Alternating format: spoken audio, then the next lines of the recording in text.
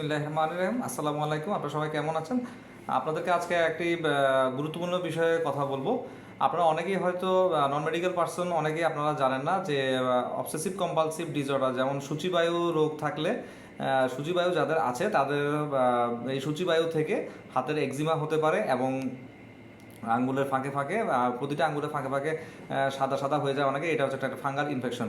যাদের সূচিবায়ু থাকে তাদের একটা সাধারণ টেন্ডেন্সি থাকে, হাত হাত যদি ময়লা নাও হয়ে থাকে তাদের কাছে সবসময় মনে হয় যে হাতটা ময়লা আছে। বারবার একবারের জায়গায় দুবার, দুবারের জায়গায় 10বারও তারা হাত ধুয়ে ফেলে অনেকেই। এরপরে হচ্ছে তারা বিভিন্ন বাসন কোসন যে কোনো জিনিস বারবার ধুতে পছন্দ করে। এই ধোয়ার কারণেই হচ্ছে তাদের হাতে এক্সিমা হয়ে যায়।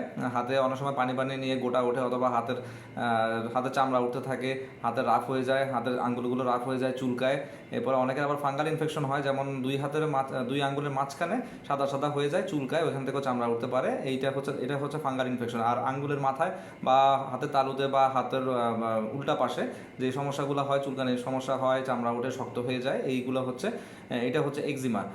এছাড়া এটা একটা মানসিক সমস্যা, এই জন্য মানসিক রোগের ডাক্তার দেখানো উচিত, এবং সাথে সাথে মানসিক রোগের ডাক্তার দেখে কাউন্সেলিংয়ের সাথে সাথে স্কিনের ডাক্তারও দেখানো উচিত অবশ্যই। আর আপনাদের যে ফাঙ্গাল ইনফেকশন যেটা হয় সেটার জন্য স্কিন ডাক্তার দেখিয়ে চিকিৎসা নেওয়া উচিত। আর অবশ্যই সাথে সাথে ওসিডি বা অবসেসিভ কম্পালসিভ ডিসঅর্ডার বা সূচিবায়ু যেটা, সেটারও চিকিৎসা নেওয়া উচিত। ভালো থাকবেন সবাই।